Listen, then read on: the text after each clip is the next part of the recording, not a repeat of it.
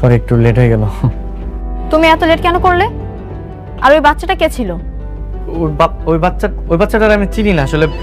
আমার দেখে বাবা বাবা বলতেছিল, আসলে বাচ্চা পোলাপান তো হয়তোবা ওর বাবার সাথে আমার ফেসের মিল আছে, এই আর কি। আচ্ছা বলো তো, তোমরা আজকে হঠাৎ করে এই গরিব ফকিন্নিটাকে রেস্টুরেন্টে আনতে গেলে কেন? আমার বাবার ইচ্ছে, সে চায় তার এই ছোট লোক জামাই যাতে একটু স্মার্ট হয়। বাবাই আমাদের বলেছে আমাদের সাথে ওকেও যেন একটু এখানে সেখানে নিয়ে যায়।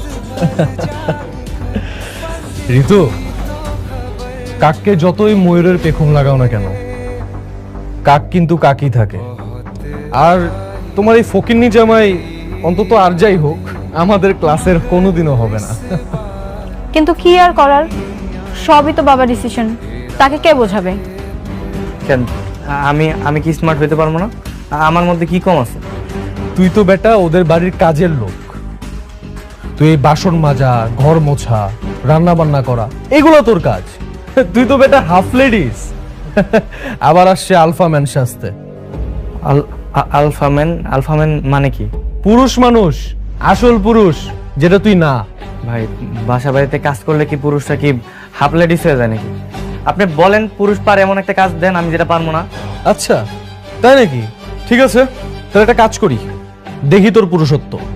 আমার সাথে পাঞ্জা লড়। ভাই না না, আপনার সাথে। আরে আয়, সমস্যা কি? তোর সাথে তো আমি বা হাত দিয়ে পাঞ্জা লড়বো। আয়। গোলাম, ভয় পেয়ে গেছো? Come on. আচ্ছা ঠিক আছে। এই তো আয়।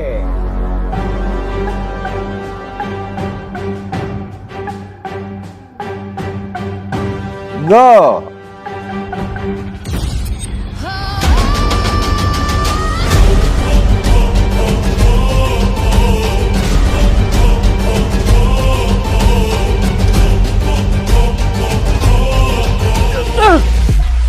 সরি ভাই, সরি।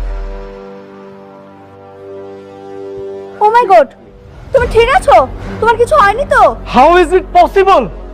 গোলাম, তুমি এটা কি করলে? আমি বুঝতে পারি না, আমি সরি আসলে।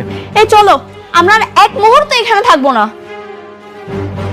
এই ওয়েটার, বিল প্লিজ। ওয়েট ঋতু, বিল তুমি কেন দিচ্ছ? বিল গোলাম দিবে, ওনা খুব বীর পুরুষ, আমাদের সব খাবারের বিলও দিবে। হ্যাঁ গোলাম, আজকের বিলটা তুমি দিয়ে দাও।